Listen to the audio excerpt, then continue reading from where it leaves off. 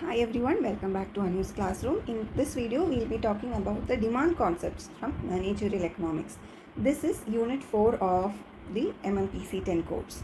Let's get started. So what exactly do we mean by demand? Now, prior to getting into the concepts that are being discussed in this unit, let me tell you how important this video is, because this is one of the units, again from block number 2, which has seen the most number of questions being asked out of the concepts from these concepts year after year. Okay, so each of these slide decks again is an answer or part of an answer to at least one or even maybe more than one questions that have been asked in the previous year's question papers. Like for example, if they ask you to explain the law of demand with the help of a demand schedule, or what do you understand by this law of demand, or even what is market demand curve, how is it different from individual demand curve, what is firm's demand, what are the variables of demand functions, and so, right? So when you structure the answer, I would always suggest that you start by defining what a demand is and how is it important to a business, understanding about demands and things like that.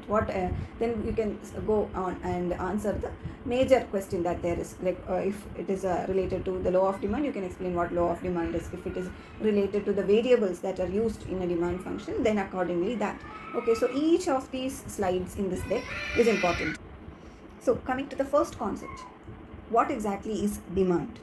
So when do you say, like in our first semester, while we were talking about marketing, we saw, right, what is a need, what is a want, and when does it turn into a demand? A need is a basic necessity which we cannot live without, right? Want is something that is good to have, and when we have the capacity, the purchasing power with us, that is income, or expendable income, that is, then all our needs and wants and good to haves and everything will turn into a demand. So what exactly is this demand, which is like the center or at the heart of all our business activities or even our day-to-day activities? I would say demand is, it refers to those quantities of goods or even services that consumers, okay, are willing and able to purchase at various prices during a given period of time. So when the price changes, or when our income changes, when the trends change, when new technologies come up, when the prices of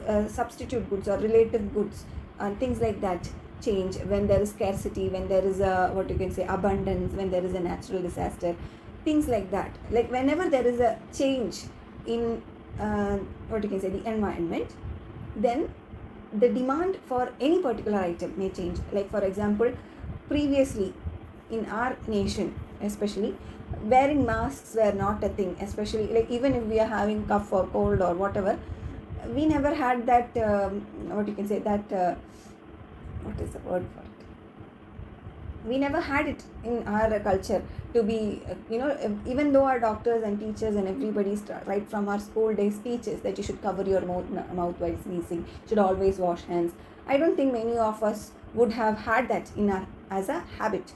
But come COVID, everything has changed. Now hand sanitizers are, what you can say, are prevalent, commonly used in our society, right? Like I remember when I was in college, at that time also, I used to use this hand sanitizers, but it was a very, what you can say, a unique thing. People used to look at me like, is this girl crazy? What is she using? Kind of things. And one of my teachers even mocked, like, what are you taking some homeo medicine or what? Like I can get this net. So nobody was accustomed to using it. But nowadays, you ask, even a 5-year-old will tell you the importance of hygiene, especially your hand hygiene, right? People are accustomed to wearing masks. So if even if you have a cold, you make it a point that at least most of us will make it a point that we wear masks and go. Or it's normalized right now, wearing masks, washing your hands with hand sanitizer or hand wash. All those things have become normalized in our society. Yeah, that's the word, normalized. So that changed the demand for all these kind of goods, right? So that is what I was coming to. So that is what demand is. So the demand for such goods have changed, right? So right now the demand for these things are at its peak, you can say, right? This point of time. Previously it was not that much. And coming forward, we do not know what would be most demanded, correct? Like that. So what exactly, when we say demand, we should also know about the law of demand. So law of demand is like the most generalized concept of demand, that if something is priced low, then more people would be willing to buy it, or at least give it a try, than a higher priced item. Like if iPhone was not this costly, then maybe some more of us might have had, like, what you can say, might have tried it out, right? Like me, for example, iPads were over the top costly. Like I did not even think about purchasing an iPad until they brought forward this 2018 was the first time they released it, a budget friendly iPad 2018. Then they revised it even in 2019, I guess. I don't know currently if they have a newer version of it or not, which also supported Apple Pencil. That was priced fairly, right? You could get a iPad, okay? You could get an iPad at the cost of a mid-range phone, like around 25,000 or 26,000 it was priced. It was affordable, right? So even me, who was skeptical about, I wanted a pad, I wanted a tablet, but I did not. And of course, Apple is the Apple of these kind of smart devices, right? It's the Apple of smart devices. So definitely everybody would be dreaming of at least owning one Apple device. So that dream I could make it come true, and that product therefore saw a lot of success also. So like that, if what you can say, if the price of something is very high, then we think twice or thrice, right? Like for me, if I am to buy a laptop, I wouldn't go and buy a MacBook Pro because it's priced that high. Plus and therefore I have no absolute need or want of it, right? It's a good to have, definitely. If I get a lottery, then maybe I will think of buying, but I don't need it. I can do my stuff with a normal 25,000 laptop also. And now that I have this tablet with me, I don't need that also that much. Most of the work gets done through the tablets. So that is the thing, right? So law of demand is what is that same concept. It is a rule that people will buy more at lower prices than at higher prices, but provided that all the other factors remain constant. Like for example, at the time of COVID, if masks, N95 masks were even priced at one point like more than 100, 200, even 500 and 600 rupee masks, 1000 plus bucks masks were available in the market, and of course I would buy it. Like they are mentioning 7, 8, 9, 10 layers of protection. God knows what that means. Of course I don't want to die of COVID, right? I will buy it. So why we were willing to pay that much premium price for a mask? For the fear of our life. But now that COVID has subsided, any right person, especially middle class people in their right minds, will not be going and buying such a hefty priced mask, right? I don't know. That's my opinion. That's my thought. If you have any contra thoughts, then definitely comment, okay? We can all expand our horizons and view much better. So that is the law of demand. So we've been discussing about demand so much that by now you should be able to identify what are the basic determinants of demand. One is definitely the price of the particular offered good or service. Its price itself is a determinant of the demand. Then the expectations of the people, that is another determinant. The income that we have at hand, that is disposable, that is a determinant. The price of related goods or services. Like for example, one of the major drawbacks for Apple, say iPad even, is that when you compare it Samsung tablets, when you buy a Samsung, say S6, S7, S8, even such models, or even Lenovo for that matter, there is one model like this, Lenovo M10 or something like that. Stylus comes included, bundled with the price. Now, if you're going for an Apple, though Apple Pencil is the best stylus out there, it doesn't come bundled with the tablet. If you want the Apple Pencil, you have to again give it, say 7 or 8K for Apple Pencil generation 1. Now it is generation 2, I believe, still. That is priced even higher. So making the overall combo of it price high. Now for the same price of this Apple iPad itself, I will get a stylus included tablet. Or even, but definitely there is a little bit compromise on the S Pen. So now a realistically thinking person who also has the use of the stylus, what will they do? Like if they have the budget, then definitely they will go for the iPad. plus additional pencil and think for themselves that okay, this is the price of the bundled stuff, if I can afford it I'll buy it, otherwise I'll not buy it, like that you can think. Or if you are a little bit tight on the budget, then definitely you will go either for the Lenovo one or the Samsung one, right? So the price of related goods. Now think for another cases, if the printer and the ink, the printer is priced so low, right? The inkjet printers, HP, Canon, all those people, the printer is priced so low that you look at the printer's price, like for 3,000, 4,000 rupees you're getting the printer, which could even have printer scanner combo, which can even connect through Wi-Fi. Wow. If you have a kid at home, then definitely you should buy a printer, right? With all the projects that you're gonna get from school, each time you go and take printout from outside, your pocket will become quite light, right? So having a printer at home seems a good option. But now what happens once the ink runs out? We all know, right? The loss, it's even it's a established fact that these companies that sell the printer, the line of printers, they almost make a loss for the companies, but their profit is from selling this inks for the printer, which is quite high, right? Like HP ink itself, you want the original HP ink cartridge, I think black itself costs like 5 or 10 ml black ink cartridge itself costs more than 500 rupees. So that is the case, right? So the price of related goods also affect the demand of the product that we are offering. Then comes the taste and preference. Like for example, if I like coffee and you like tea, no matter how much, almost like a good amount of tolerance we'll have for the coffee's price. Like if one brand increases its price, then maybe we will check for other cheaper brands of coffee, right? But rarely will I switch to tea because of my taste and preference. So that is also, or that also becomes another determinant of demand. So these are not the all-inclusive list, I would say, but this is the general or the major 5 determinants of demand. Now coming to the demand curve. Now data is everything, right? So how do we find out how much to produce in a particular financial year or in a particular cycle? How do we find out? Depending on the demand. Now what is the data that we will have at every price point of a particular product? From every, let's say, store, we can gather data that at this price point and this day or in this month or this quarter, this year, okay, from this particular store which is located at this particular locality, these many products were sold, right? So from that, what we are getting is the quantity demanded or the quantity that has been sold at a particular price point, that we will get. Now if you write that in a tabular form, that is price at in one column and the quantity demanded or the quantity that has been sold in another column, and you write it down in a table, you will get a demand schedule.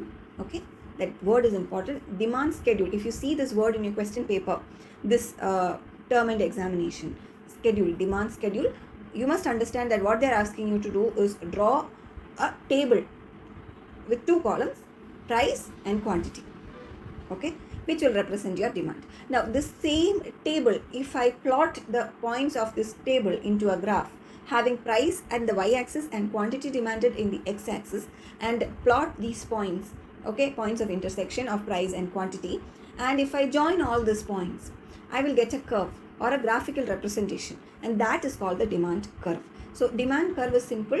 Even the demand schedule, it shows the relationship between the price and quantity or demanded or purchase quantity, okay, at each price point.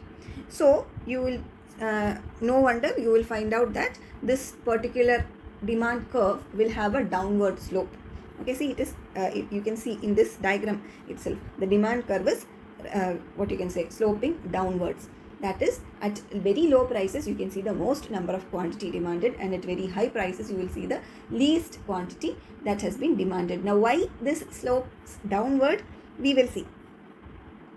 The major 2 factors which contributes towards this downward slope of demand curve is income effect and substitution effect. Income effect is the change in a product's price on the real income or purchasing power. Like for example, this effect is most seen in staples and all. Like for example, let's say you have a disposable income of around 1000 rupees every month after all your expenses. Okay, you have 1000 rupees to spend as you like, and you are a fan of, say, Chinese noodles, and maybe you have a particular brand which you like. I don't know which are the popular brands of noodles, like Top Ramen. There's some brand, right? Ranveer, accent, what, some Chings or something, right? And there is Indomie, stuff like that. I'm very poor at this stuff, so you tell me which are the popular brands, okay, of Chinese ones. So let's say, for example, Chins. Chins is one brand. Now Chins suddenly, so you like Chinese, also you like say biscuits and stuff. So suddenly, let's say, and maybe you are a fan of let's say L'Oreal's shampoo and things like that. Suddenly one day, Chins decided to increase their price. Okay, so maybe the price, maybe they increased by, let's say, 10 or 20 rupees even, okay, for a combo pack. Maybe that might mean that you may be able to afford only maybe two less packets of biscuits, because like 20 rupees, right? Maybe you won't be able to buy let's say that dark fills this time, because you don't have the budget now. Chins, you can't let go of Chins, and Chins has increased its price by 25 rupees. Cadbury dark fills is 25 rupees for a packet. I don't know, they have increased it to 30 nowadays, I guess, or 25. Okay, so maybe you'll have to forego that. Or say, for example, Chins has decreased its price by around, let's say, 10 rupees. Maybe then you always wanted to buy a Lotte Choco Pie. Maybe you will buy one packet of Lotte Choco Pie and give it to your niece or nephew, right? So that increased the demand of Lotte Choco Pie, surprisingly. And the other one decreased the demand for dark fantasy. Now another thing could also occur, that you, once Chins increased the price, okay, you saw that at the same price maybe you'll get one more packet of Indomie, okay, so you decided to switch your loyalties and try Indomie now instead of Chins. So then Chins demand decreased. So now you see all these things interplay, okay. The sudden rise or sudden decline in our product may not even be because of some problem with our product. It could be because of something else. That is what what you can say, determinants of demand, we said, right? The price of related goods. So that is what happens. So that is the income effect. What happens there is, when the price changes, our capacity to buy certain things, that is our purchasing power, may increase or decrease. So accordingly, the demand will have its effect. So that is called income effect. Next is the substitution effect, where influence in the reduction of a product's price on the quantity demanded will be such that consumers might be likely to substitute that good for others that have thus become relatively more expensive. Like for example, the last case which I said, rather than Indomie, rather than Chins, me switching to Indomie, right? So that is a substitution effect. Or rather than buying Brew Gold, I decided to buy, say, Sunrise or something like that. Or rather than buying Tata tea, I decided to buy Wagh Bakri, something like that you can think. Okay, so that is the substitution effect. So those are the two major reasons why we can see that this demand curve always will slope downward. There is no demand curve which slopes upward, except for, I guess, Apple. Mostly, right? You no matter how much you increase the Apple product's price, there will be somebody to buy Apple, right? And the more the price, the more the demand. That happens with this luxury goods actually, because and the target customers also for such goods is not us middle class people. It is the rich and the ultra rich, super rich kind of people who wants to have those things which are not affordable to the common folks like us. So then if the price increases, then it becomes a symbol of status that, hey, I am able to afford this thing, so I am superior to you. You can't even dream of it. Unless you're selling such goods, your demand curves ought to slope downwards. Okay. Then another interesting thing that we have seen with demand curves is the demand shifting. That is, with the price remaining the same, your demand may become less or more at the same price. That is what happened in our previous example, the first two examples, where Chins increased the price or decreased the price, but the demand curve of Cadbury Dark Fantasy or Choco Fills was Lotte Choco Pie, right? Their demand curve might have seen a shift, and that shift was actually due to Chin's price change. So why exactly does it shift? It could be because of the change in the customer's income or even the customer's purchasing power. Could be because of a change in the trends or the tastes, expectations, substitute goods falling in price, or even fall in potential buyers. There are multitudes of reasons why such a shift could happen. If things like this are asked, I would suggest you draw a graph as much as possible and explain the graph, so that the invigilator will know that you understand the concepts, and you can state such examples also. Like you can give some hypothetical companies name, and or even such things like this Chin's Indomie Dark Fantasy, Lotte Choco Pie kind of example also you can give, and write your answer. Okay, frame your answer around it. Then that invigilator will know that okay, you have a grasp of this concept much better, and your answer also you will find becomes a little bit more bigger. So you will get more. There is a chance that you might get more marks for the same content, for the same core content. Okay, so that is shifting in demand. The next important concept here is in this unit is the market demand curve. So what is the market demand curve? So far we have been talking about the individual demand curve, what I do, what you do. Now market is not just me or just you. Market is composed of a lot of different people. Now the effect of each of our actions on the total demand of the market, in the market for a given price, that is market demand. Okay, so it is the amalgamation or the summation of all the individual demands forming up the market. Okay, so say for example, like in this graph itself, you can see at say 5 rupees, household 1's demand is let's say 4 units, and household 2's demand is I guess 2 units. So the total will be household 1 is 5 units and household 2 is 2 units. So but at say $5, the total market's demand will be at 7. So like that is the market demand curve. And rather than individual demand curve, for a firm it is the market demand which is more and more important. Then another concept here is the firm's demand curve. So what exactly is a firm's demand or firm demand? Firm demand is the particular demand that consumers indicate over specific products or services offered by a specific firm. Like for example, firm's demand will come when you think about the demand from the firm's perspective. Individual demand was when you thought about it from the individual's perspective, right? Like I will be buying many from many brands or many firms. Now you think about Apple. Now how the demand for Apple products changes over different price points or at different seasons, that is Apple's concern, right? So Apple would be looking at a demand curve. Apple will be plotting its own demand curve, and that is called the firm's demand curve. Now if you so Apple, let's say Apple's software or let's say mobile phone branch, okay? It's not just Apple that produces high range premium mobile phones, right? We have Apple, Samsung has its own, then we have Pixel, Google has Pixel, there is Oppo, there is OnePlus, all many brands are there, which all produces flagship phones and stuff. So all of them, okay, together will form the industry. Just like how all of us consumers together formed the market, all of these firms together will form the industry. And each of these firms' individual firm demand curve, when summed together, will give you the industry's demand curve. Okay, so most often if you see under perfect competition, you will find that the demand curve of a firm will always be a straight line. Then the last important concept that there is in this unit is the demand function.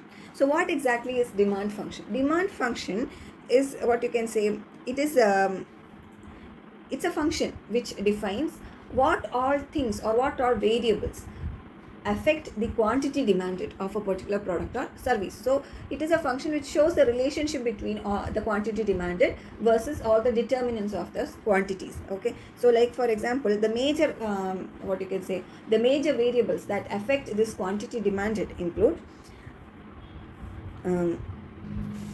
PO is the price of the good or service. PC is the price of the goods and services from the competitors. PS is the price of substitutes. Okay, YD is the income. T is the taste and preferences. Okay, A is the level of advertising. CR is credit readiness. Okay, that is availability of credit. How easily will you get credit for purchasing something?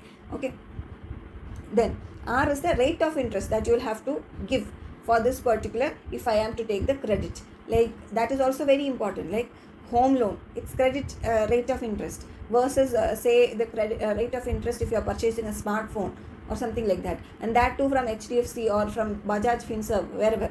All those things will affect your purchase decisions, right? And therefore, if it affects your purchase decision, means it's going to affect the demand.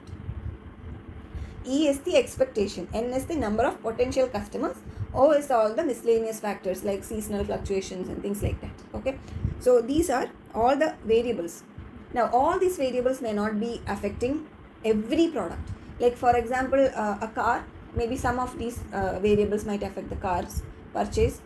Medicines might have a little bit different set, right? So this equation is overall a generic equation, but the, what you can say, the level of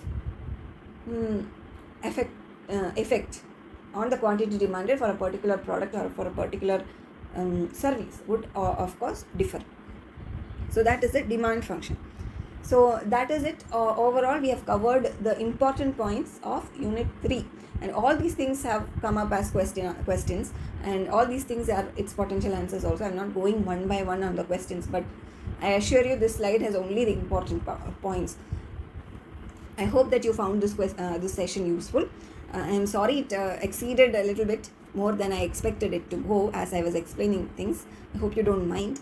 In case you are finding it a little boring, I would suggest you increase the playback speed.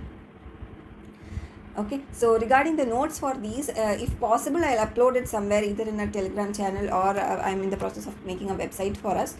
So either in one of those portals I will upload, and once I do, I will leave a link to it in the description box below. Okay, so thank you so much for sticking till the end, and I hope that you will all be able to ace your MMPC 10 exam this coming term and examination. So all the best, and until I see you in the next video, bye bye.